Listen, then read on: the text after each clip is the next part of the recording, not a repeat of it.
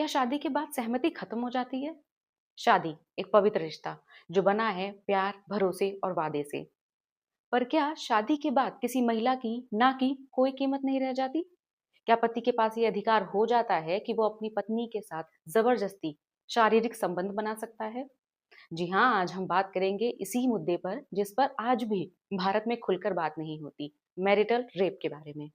Marital rape जब कोई पति अपनी पत्नी के साथ बिना उसके कंसेंट के फिजिकल रिलेशनशिप बनाता है, उसके साथ जबरदस्ती यौन संबंध बनाता है, तो इसको मैरिटल रेप कहते हैं। और ये मैरिटल रेप सिर्फ और सिर्फ शारीरिक उत्पीड़न नहीं, ये मानसिक और भावनात्मक उत्पीड़न भी होता है।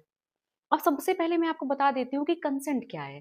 अगर कोई महिला जो अपनी मर्जी से अपने पति के साथ शारीरिक संबंध नहीं बनाना चाह रही है, चाहे वो वजह कोई भी हो कि वो थकी है, वो बीमार है या फिर उसकी इच्छा नहीं है, तो इसको कंसेंट कहा जाएगा। और पति जबरदस्ती उसके कंसेंट के बिना उससे शारीरिक संबंध बनाता है, तो इसको मैरिटल रेप की कैटेगरी में डाला जाता है। अब आप ये सोचोगे अगर ये अपराध है तो हमारे न्याय प्रणाली में इसके लिए सजा भी होगी, पर हमारी न्याय प्रणाली इस मुद्दे पर थोड़ी खामोश है। हमारी भारतीय न्याय प्रणाली में आईपीसी सेक्शन 375 में ये बात कही गई है कि अगर कोई महिला 18 साल से ऊपर है और उसका पति उसके साथ उसकी मर्जी या बिना उसकी मर्जी के साथ शारीरिक संबंध बनाता है, तो ये रेप की कैटेगरी में नहीं डाला जाएगा। दूसरी कंडीशन ये है कि अगर कोई महिला अपने पति से दूर रहती है, वजह चाहे जो भी हो, वो अपनी इच्छा से दूर रहती है या फिर किसी और भी वजह से, अगर वो दूर है और उसका पति उसके साथ फिजिकल रिलेशनशिप बनाता है, तो वो मैरिटल रेप में काउंट होगा। अब मैरिटल रेप को अपराध कहकर इसके ऊपर कानून बनाने की बात क्यों हो रही है? देखिए, शादी होने के बाद किसी को किसी के ऊपर मालिकाना हक नहीं मिल जाता। शादी एक बराबरी का रिश्ता होता है जिसमें दोनों ही बराबर होते हैं। किसी महिला का शरीर, उसकी गरिमा और उसकी इच्छा शादी के बाद भी उसी की रहती है। हमारे संविधान के आर्टिकल 21 में भी ये बात कही गई है कि समानता और स्वतंत्रता हर व्यक्ति का अधिकार है। किसी अजनबी के द्वारा की गई कोई जबरदस्ती अगर अपराध की श्रेणी में आती है, तो पति द्वारा की गई जबरदस्ती भी अपराध की ही श्रेणी में आएगी। मैरिटल रेप के सिक्के का ये एक पहलू था। अगर इस सिक्के के दूसरे पहलू की बात की जाए तो सबसे बड़ा सवाल तो यही उठता है कि पति और पत्नी के बीच में कमरे में क्या हुआ, उनकी निजता को सामने कौन लेकर आएगा?